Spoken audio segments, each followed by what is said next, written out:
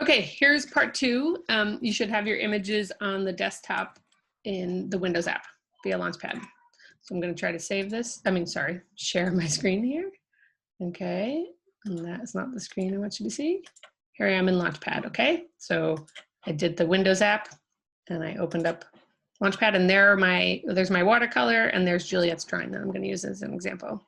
So what you guys want to do is open up Photoshop. So you probably have to do a search here, because you won't have, I have Photoshop on the desktop here, but you, we'll type in Photoshop. Cool, it's being slow here. Oops, don't spell it wrong. Photoshop. And you'll have these two options. I'm just gonna pick CS3, the old version, just to keep it simple, okay? If you wanna follow along, but you can use the newer version. Maybe I'll do another video with the newer version. And when you're inside here, you're in Photoshop. Hopefully you guys can see this. Make this a little bigger. Oops, sorry about that. Okay, make my screen a little bigger. Nope, you can't. I'm gonna go, I wanna have my layers window open and my tools open. So if you don't see those, you go to Windows here, you want layers and tools. Anything else that's open, you can shut it off just to keep it simple. And you wanna go to File, Open, and you want to go to the desktop. This is the desktop of the Windows app where you should have put your drawings. So I'm just scrolling down until I see there's Juliet's tree nugget. And then I'm going to also go and open. Cool. If yours doesn't pop up in this format, if you look at the tools window here, down here, if you might want to change the selection until it looks like these two little folders here, okay? Just so it looks like what I'm doing.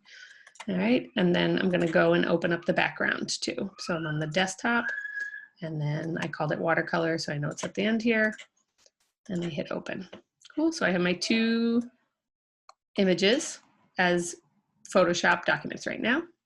And now I'm gonna go File, New, and I'm gonna call this my digital nugget transfer, okay?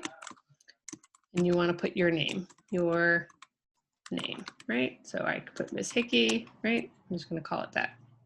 And you want to set this here to 8 inches. So make sure this is set to inches, not pixels. Put 8 by 10, or you could do 10 by 8 if you wanted to hold it landscape-wise.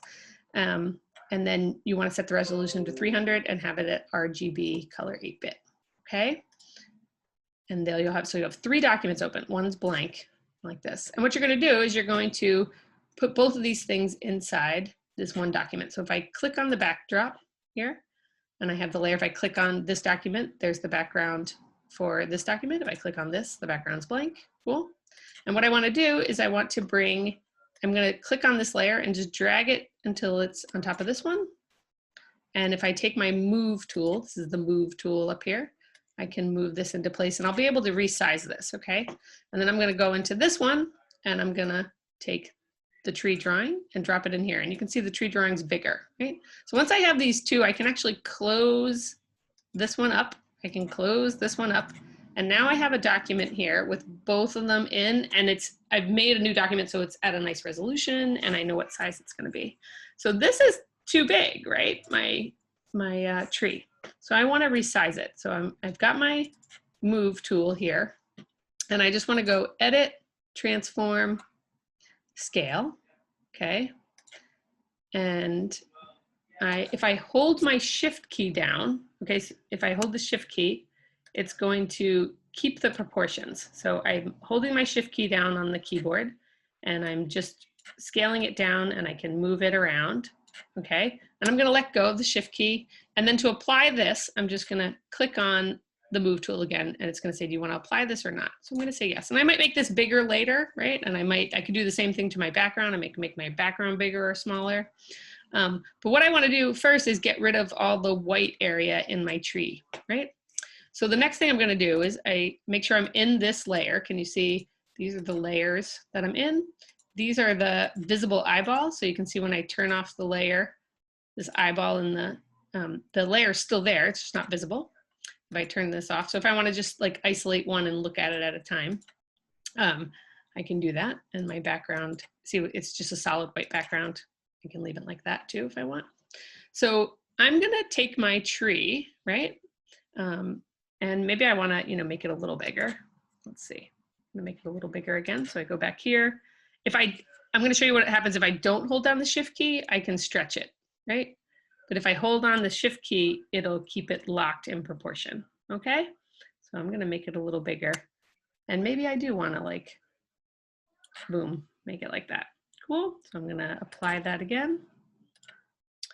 And now I'm gonna go to select and I'm gonna say color range, cool. And I'm gonna move this out of the proportion. And when I do this step, I think you might have to turn off all the visible eyeballs on the other ones. So the layers. So I just have this one layer visible and I'm gonna select highlights, cool. And so it's reading what it thinks is the highlights, which is all the way to the paper. So you can, selection preview, cool. So I'm gonna see what happens when I load this. And so it's taking all of that. And if I just hit delete on the keyboard, it gets rid of all the white areas. Cool, so I'm gonna see what that looks like. These running dots on here, if I don't wanna see those, I can say deselect or it's Control D. But there's the image without anything on it, okay? So, and if it erased too much stuff, I could always go edit, undo, select, or step back. If I do step back and I step back again, I'm back to where I was before, okay? So if I try that again real quick, walk through this, I'm gonna go color range. I'm gonna choose highlights, cool. And I'm gonna click OK. I feel like there's a spot here where we could actually pick, well, this is good. And I'm gonna hit delete here. All right, and now I take my move tool and if I turn this back on, now you can see that I have my tree and I can put it wherever I want, right? And it can be in this space here, right? See how there's a little bit of gray on top of there? So I might wanna erase some more stuff here. But that's where I could take my erase tool and take my eraser. Oh, wait, I don't know where my presets are on there, so I'm not gonna be able to do that right now. So I'm gonna stop right there and show you this. The other thing I could do though, is if I go step back, just showing that you can always keep stepping back, right? Until you go back to where you were. I can make a copy of this layer. So I'm in this layer. I can either go to layer and say duplicate layer. And I can say, this is my backup tree. Cool. Another way to make a layer is I could just go down here and it makes another layer right there. So I have all these extra ones if I want, so that I can mess around with one of these and try something different, right? So if I erase it and I already have it, I don't need to go again. So I might want to, before I do that color range selection and erase it, I might want to go to image adjustments, okay? And I'm going to go to brightness contrast. And I'm going to maybe increase the contrast here so that, and maybe even make it a little darker like this. Cool. So that maybe the dark lines get darker. Okay. Do something like that. And it's all like a little yellow. But if I now try to go to color range and I try the highlights, we'll see if it finds them now. Oh, so it might be more midtones now. Whoops. Oh, well, let's look at this. I'm going to grab the shadows here. Okay. So now instead of, it's selecting all the dark stuff, right? Oh, and see, look, it selected the watercolor darks as well. Do you see that? Because I had that on there.